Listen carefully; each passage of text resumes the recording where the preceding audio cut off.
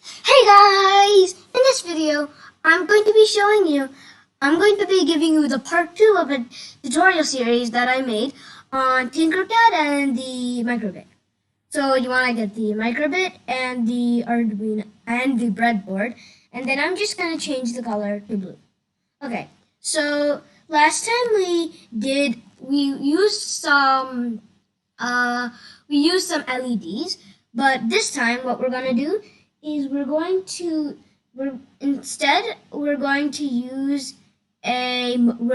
motors. And so first we're going to do the wiring. So first we're going to use this 3-volt, and then we're going to connect this. We're going to do the same with the ground. And okay, perfect. So now I'll just drag out this DC motor, and now we've got this connected. It doesn't matter for the negative and the positive where you put the wires. It doesn't matter if the black goes to the red or the red goes to the black or anything like that. That doesn't really matter. So if I start the simulation, you can see that it's going.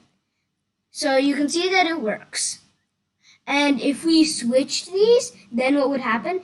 Since it was going this way, it would go this way if we swapped the connections. So if I just stop this, okay. So now what I'm going to do is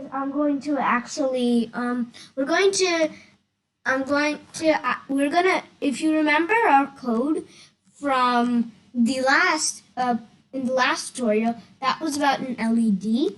So if I go to the code, and let's say you don't have that code, what you can do is you can just you can go to output, make sure you have the forever. You want to go to the output and get a digital write, 2 of those, duplicate it, make this, we'll just keep it pin 0 and make this low, and now let's go to control and get a wait 1 second and duplicate this. Okay, perfect. So now what we're going to do is we're going to start the simulation, and I'm just going to get our motor, and I'm going to drag this here. Okay, so if I just go here, I'm just going to, okay, perfect. So now if I do this, click, and I do this, oops, so, okay, so I just go here, click, here, perfect. So now I'll just go here, and I'll do it again, perfect. So now it's all connected. Now if I just change the wiring, and now it's going to go to pin 0. We could have done pin 2. You could do any pin you want. It doesn't really matter. So if I start the simulation, it goes, stops, goes, stops, goes, stops, goes, stops. Okay, so that's how it works if we use the LED program for the motor.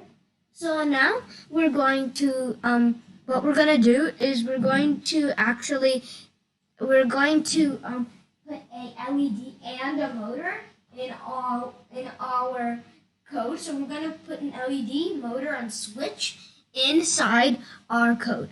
So I'm just going to get the button. So I'm going to get this push button, and then I'm going to delete this motor so I can take with the wire. So just get the motor again. Okay, motor. Okay, so I got this DC motor, and now I'll just get the LED. Okay, so now I just get the LED. Okay, so now I have the components for this. So now what I'll do is I'll take this, and okay, so now that's ready. So now I'll just take so what I'll do is I'll put this right here. So this is the cathode, so I'll just drag that there, and then I'll put the positive right here, and I'll connect it from here to here. Okay, so now what I'll do is I'll do the same thing, except the negative goes here, and the positive will go all the way here, and okay, perfect. So now what I'll do is I'll drag this right here and put this right here. Okay, okay, so now what I'll do is, so I'll just go here, click on this wire. Okay, you know what? Okay, so now that they're all connected, I'll go to the code and make sure that it is always on. So it will always be on. It will always be on. So when I start the simulation, you can see it turns on and it's working. So now if I push the button, it stops. And then if I don't click it, so if I click it, it stops. If I don't click it, it just goes. So now what we're gonna do is I'm going to show you how motors work actually. So how motors work is, so there's electromagnets, and what an electromagnet is, when it's, so how there might be some like coil, or there might be some plastic tube, and around that there'll be some coil, and then there'll be multiple of those around this thing, and then there'll be multiple around those. And why it's called an electromagnet is, the only reason is because when it's charged, it becomes a magnet. When electricity is flown through them, that's when it becomes a magnet. If there was no electricity, it wouldn't be a magnet or anything. So what happens is so all of them are charged, and since they're magnets, they want to come together, right? So what it'll do is, since they want to come together, all of these want to come together, what will happen is it'll spin. They'll kind of spin, trying to get to each other. So they'll stay in the place and this kind of spin. Okay, so they'll kind of spin, or they'll just like, or they'll all spin. They probably just stay in one place and rotate. So what happens is, so when all of them rotate like this, like they kind of rotate, the inside right here, that starts moving. Since they move, since all of the electromagnets are moving, this is in the middle, that will start moving because of those electromagnets.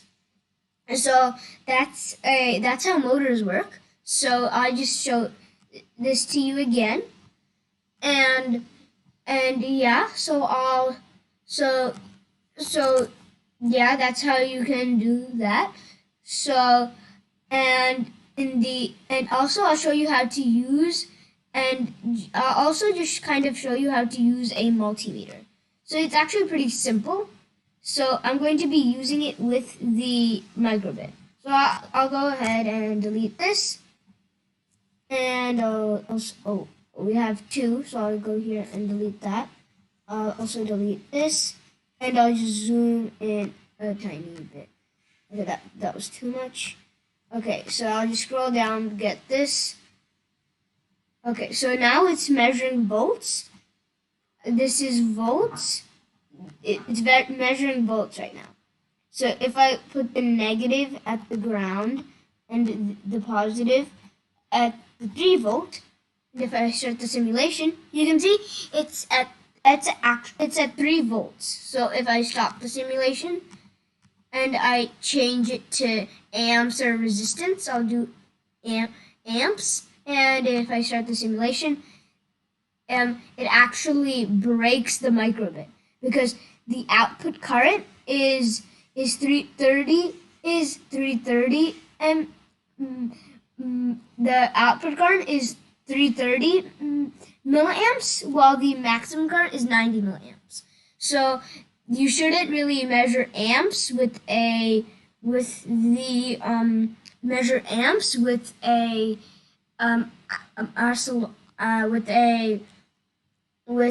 multimeter, yeah. So you shouldn't really do that, because that's gonna kill it. So and let's try resistance. So if I start the simulation, that also breaks it. So don't do any of those things. Just measure amps with them. So I'll just go here, click on this, and I'll do the voltage and I'll start it, and now it's completely fine. And since this is 3 volt, this is 30 volts. There might be a little bit, it might be 330 volts because it'll just do that. It probably won't be exactly. So now let's try doing it with the 2 volt. So I'll go into the code and put pin 2 on high. So if I start the simulation, this also sends 330 volts through this. And the same thing, and now let's try if there's any difference with pin 1. So if I do pin 1, now if I start it, it's actually the same. But if we just do a pin 2 and if I stop the simulation, it's actually something else. So it's only sending a little bit of current through through these wires. So yeah, so that's all I'm going to. So in the next video, and I hope that's all there is for today's video. And I hope you liked today's video. I hope you learned something from it. And also make sure to leave a like and subscribe. Bye!